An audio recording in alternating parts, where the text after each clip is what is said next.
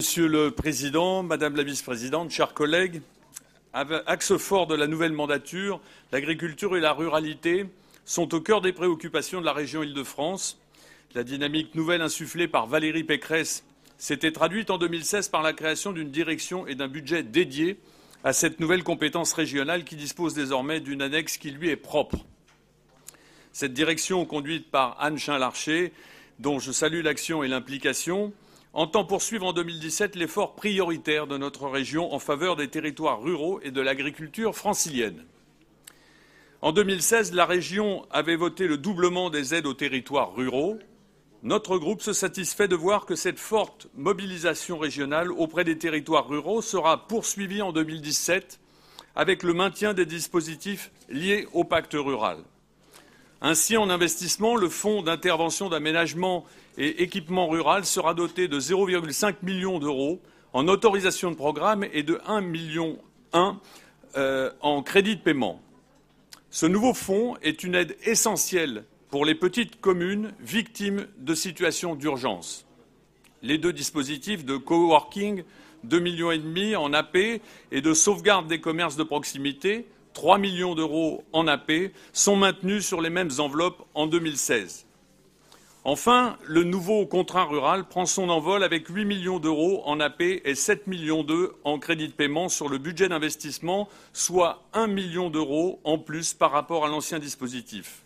Notre groupe s'en félicite, mais les bons retours que nous avons reçus des maires ruraux à qui le dispositif a été présenté nous laissent à croire qu'il sera particulièrement sollicité. C'est pourquoi nous proposons un amendement afin d'abonder cette enveloppe de 1 million d'euros en autorisation de programme et 0,2 million d'euros en crédit de paiement. Notre groupe se félicite également que les parcs naturels régionaux soient confortés à travers ce budget avec un effort supplémentaire en investissement de 2 millions d'euros qui correspondent aux orientations politiques de l'exécutif. Offensif en investissement et rigoureux en fonctionnement. Toutes les composantes de notre région doivent comprendre l'effort collectif qu'il est nécessaire d'appliquer en ces temps où les finances publiques se font rares. C'est dans ce contexte que l'aide aux organismes associés ou associations doit également être plus responsable, en lien avec les compétences de notre région. Pour autant, nous souhaiterions mettre en exergue 2 points. Le premier concerne la hausse de 30% en fonctionnement en faveur de l'agriculture biologique.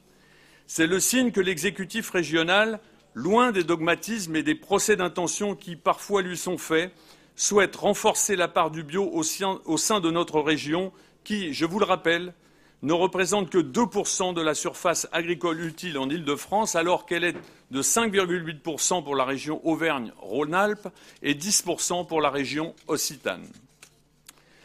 Le second point concerne l'aide accordée au Servia, présidé par Gérard Hébert, sur le budget de fonctionnement qui se maintient, 1,6 million.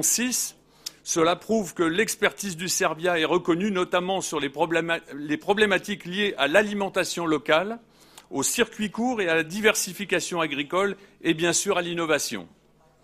Concernant l'innovation, notre groupe se réjouit de la poursuite de la politique régionale ambitieuse en matière d'agriculture, notamment le soutien à la compétitivité des exploitations, à l'innovation et au transfert de technologies.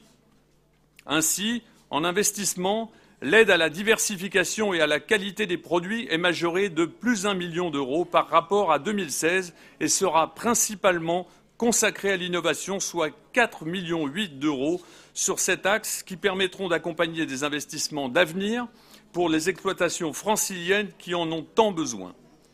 L'avenir de l'agriculture francilienne doit passer par l'innovation et la diversification qui permettront de préserver et soutenir nos agriculteurs afin de les rendre moins dépendants des aides, mais aussi indispensables car créateurs d'emplois.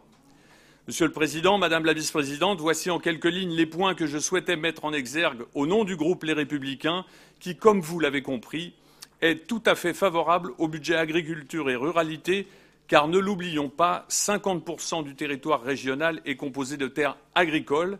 Merci pour votre attention. Merci.